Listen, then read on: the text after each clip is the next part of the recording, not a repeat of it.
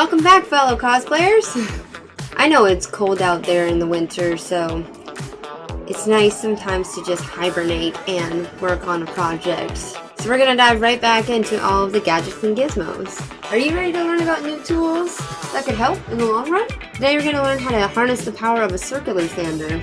Like and follow, hit that subscribe button wherever it is, wherever you're watching this. Listen to what I'm saying. Safety first.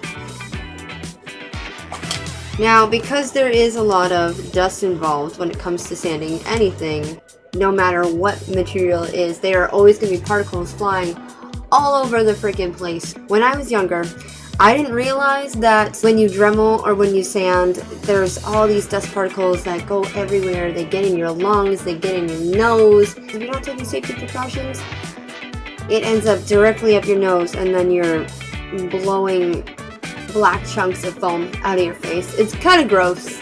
Not only that, but it can cause to health problems, health defects, like later down the road. Lung issues, all kinds of things. All I know is that it makes sure that a whole bunch of dust doesn't go into my lungs and my nose. Now, you're supposed to work in a ventilated area, but because of the fact that it is freezing outside, I don't even know what temperature it is what temperature is it right now? It is -16 outside and so cold that I could see my breath coming a mile away. That doesn't make sense. We're going to use a thing called a drop cloth. I'm going to use some fabric and I'm going to cover up all of my other things so that I don't just get dust everywhere.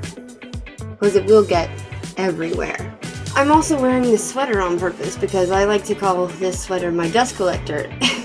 Because when I Dremel, everything kind of gets packed up into it and makes for an easier cleanup. It works for me. Speaking of dust collecting, on your circular sander you actually have a little area, it's like a little bag that collects all of the dust.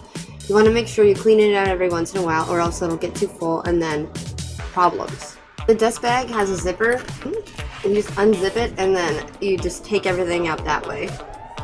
Now, I've seen some creators actually have bigger systems built in, like tube systems built in, and I think that's just absolutely amazing. I wish, but I have this tiny little guy, but he works for me. As you can see, there's a grippy side to the sander, and there you can switch out all of your different grits. You have your on and off switch.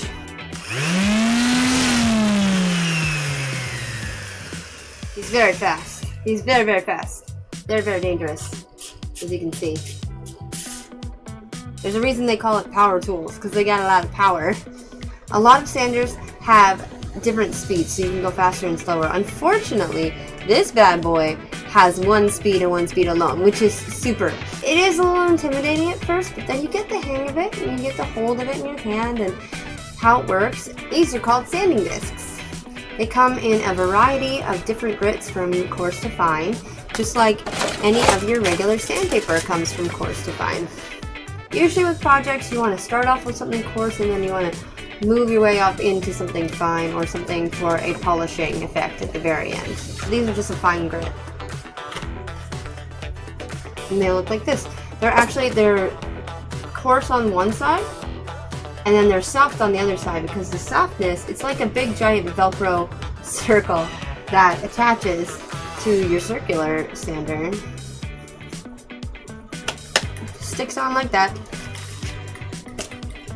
Now they do fray and dull over time, but this particular brand, you can wash and reuse them. Here we go. Drop cloth everything. When it comes to sanding or dremeling or anything, you need to have a really good grip on what you're working on, because if you don't, it can rocket out of your hand. Quite a lot of people use a table clamp or a C-clamp to clamp things down so that when they're sanding, they have no problem and things don't go flying out. But unfortunately, I don't have a table clamp, so I take my life into my hands a lot. It's going to get very loud in here.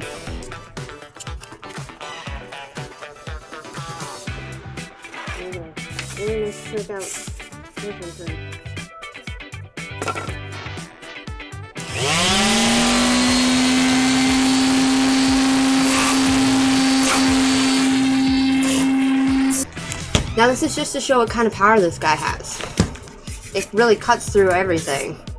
I mainly use this for when I'm dealing with wood or more solid objects. You're all the way down and you're using your force to keep everything going and to keep a nice circular motion. Usually I work outside with this because, as you can see, it makes a whole lot of mess. You can use things for beveling and contouring, but again, I would suggest using the Dremel over the big circular sander because there's a lot of surface area. I was going to show it on this, but this is such a small surface that it'll be hard to actually show without endangering myself or anything else. Depending on which grit you use, you can use this to also polish Worbla. You see why I say to wear a mask, because there's a whole lot of dust particles. It's snowing inside now.